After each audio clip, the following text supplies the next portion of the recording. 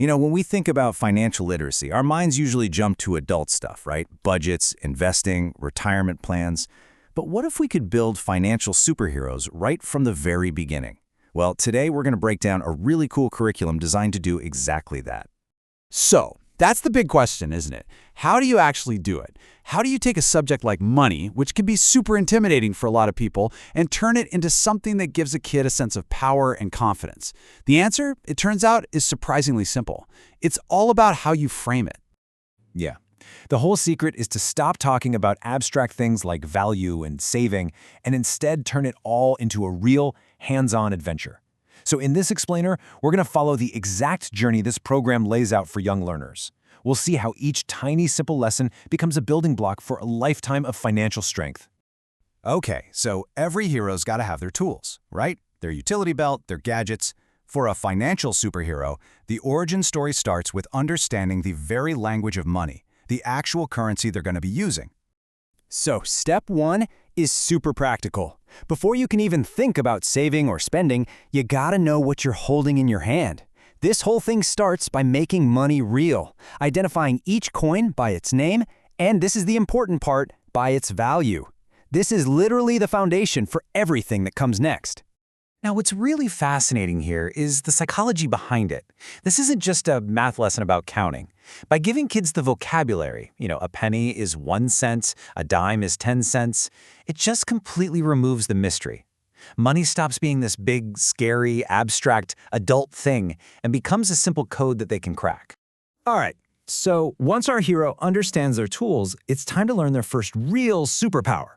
And you might be surprised to hear it's not earning or spending. No, it's saving.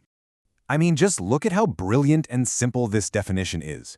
Saving isn't framed as something you have to do, like a chore or a sacrifice. It's framed as this active, exciting quest. You're collecting for a goal. That tiny shift in language completely changes the game. It turns a boring topic into a fun mission. And the plan to get started? Just as clear. 1. Get a container. 2. Name your prize. 3. Feed the container. That's it. There are no complicated rules, no spreadsheets, no percentages. It's just a simple, repeatable action that a kid can immediately get their head around and, more importantly, do all by themselves. And to make it even more real, they give a super concrete example. The goal isn't some huge, far-off dream. It's a $2 toy car. And the plan isn't abstract. It's literally save 50 cents a week. This makes that goal feel not just possible, but like totally inevitable. So here's the real takeaway, the why behind it all. The kid isn't just learning how to save for a toy. What they're really getting is their first successful, structured experience with two of the most critical life skills out there, setting a goal and then learning to wait, to delay gratification, to achieve it. The toy car, that's just the trophy at the end. Okay, so our hero has unlocked the superpower of saving. But every hero needs a challenge, right? They now face their first big test, the fundamental conflict that honestly defines pretty much every financial decision we ever make. And here it is, the core battle, needs versus wants. The curriculum boils this down to its absolute simplest form. A need, that's something essential, like a healthy snack. A want, that's something that's fun, but you don't have to have, like a toy or candy. It's this simple, binary choice that creates a clear framework for making decisions. And this, right here, is why starting this stuff early is such a game changer. Think about it. This basic concept, choosing a snack before a toy, uses the exact same logic adults use to choose paying the rent before booking a vacation. It's like installing the fundamental operating system for all financial planning. So our hero has their tools, they've got their core principles down. Now it's time for the final exam, a simulated mission where they have to put all of these skills together and put them into practice. So, here's the mission briefing. It starts with a set budget, $2.60. That's it. It's not an infinite pile of cash. The idea of limits, of having to make trade-offs, is baked in right from the start. And here are the options on the table: a healthy snack, a small toy, or a candy bar. Now, with a budget of just $260, you obviously can't have it all. So what do? How does a financial superhero make their choice? What's the smart first move?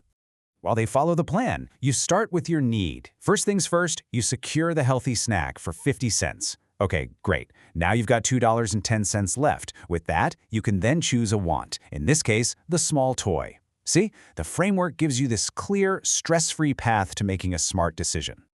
But wait, here's the absolute genius final step. The mission isn't over when you make the purchase.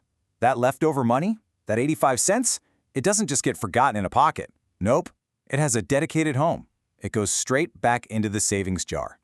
This closes the loop and reinforces every single lesson we've learned so far.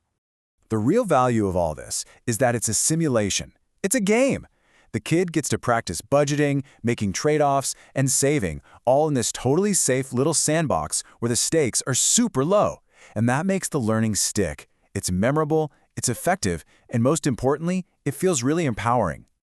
So, when you put all of these pieces together, understanding the money, learning the power of saving, having a framework for smart choices, you've done way more than just teach a few lessons. You've actually crafted an origin story. And this is how the whole curriculum ends, with this incredibly powerful affirmation. It's not just, hey, good job. It's an identity. The child isn't just a kid with a piggy bank anymore. They've been given this new, powerful role that they can step into and own. And this new hero walks away with a complete toolkit. They understand the language of money.